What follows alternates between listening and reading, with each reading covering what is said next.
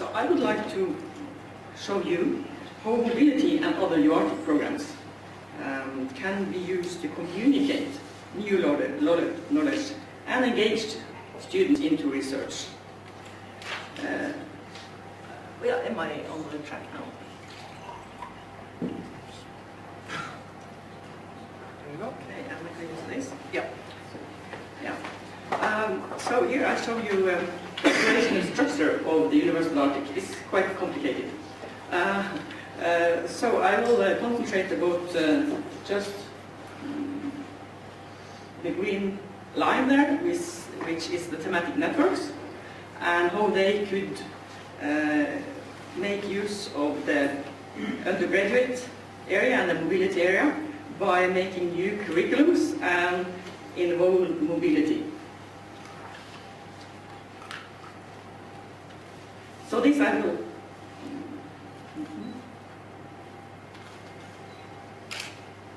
use an example of this. So the local and regional, what is going? Am I doing something?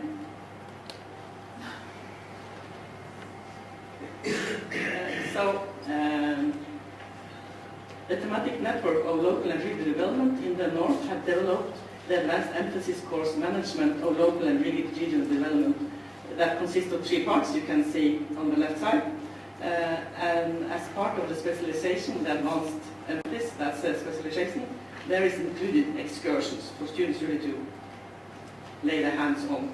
And this is from a workshop in Hasvik, a fishing island. And I use the pictures here to underline how important it is then really be on the spot and how students then experience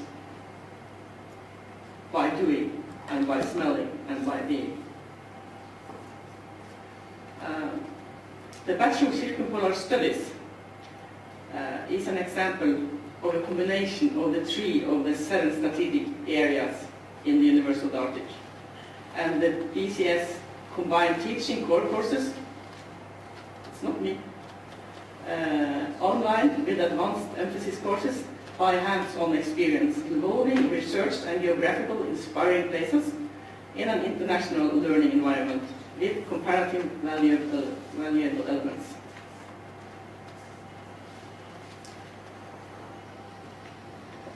And this BCS, it's built up of an online core courses,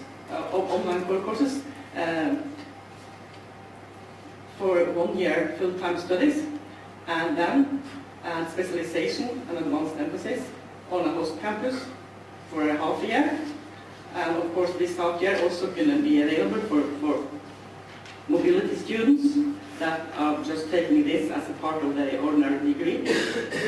But if you are taking this Bachelor of Circumpolar Studies, a kind of double degree, because when you have done the 2 first points here, you can combine electives 1.5 years of studies from your program at home, and then you have a bachelor, and also you will have the bachelor from your home, so you have a double degree. And here you can see students with their diploma, double degree. So students studying different programs at home have all got basic and advanced knowledge about the North. That could be future businessmen and women, politicians, teachers, law people, engineers, directors, journalists, etc. So all of them will go into the society, working and have this competence in addition. So mobility into ice, shared hands-on experience. So students from different countries and areas studying nature at Svalbard, so this is an example. Building new knowledge and Arctic circumpolar identity. So we want them then to feel that they also own this area and are dedicated to this area. So the mobility part, of course, is an important in the Bachelor of Circumpolar Study. So this special UArctic way of building thematic networks and implement mobility through an organized group of institutional contacts make it easier to work internationally together.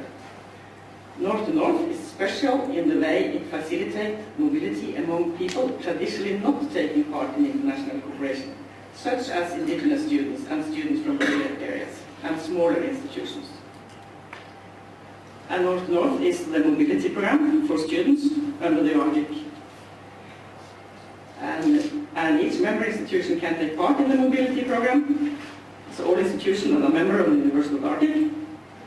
There are North-to-North contacts at each participating institution, and all contacts communicate and meet in the North-to-North network.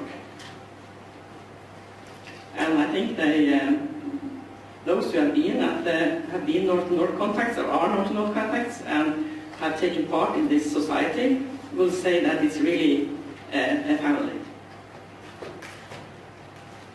So, we need to use the North-to-North program, there must be some money. And for an example here, I will use the Norwegian government. But of course, also the all countries as Sweden, Finland,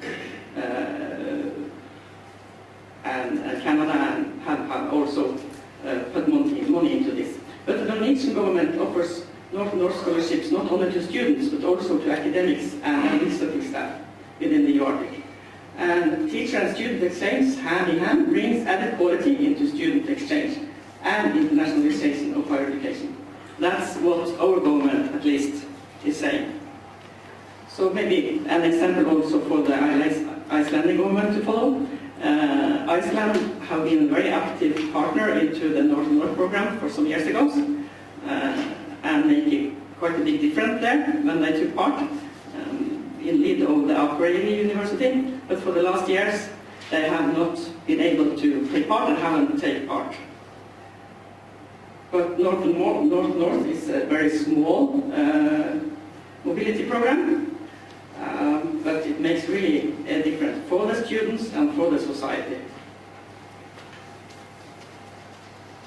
And UArctic North teacher scholarships have been important for the thematic network, especially for the regional development, for a network of regional development, and its work with developing small communities by helping them to establish new businesses and developing old ones. I have here some pictures from the Ishma village in the Republic of Komi in Russia. And here you can see really grown-up people are working quite hard to develop their own village and to try to start up new businesses. And the number of exchanges in the North-to-North program had increased quite dramatically from its beginning. And you can see here, in 2009 we were nearby 180 exchanges, and I think for 2010 we will reach nearby 200.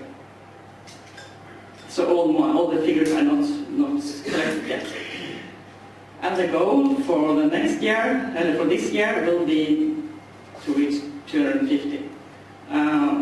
We may not end up with that, but for 2012 maybe we will. And this is a very important part of the North-to-North program because of the waivers that the University of the Arctic have from the North American institution. The North American institution is offering waivers, free places for North-to-North students. And you can see here, different institutions really is offering places.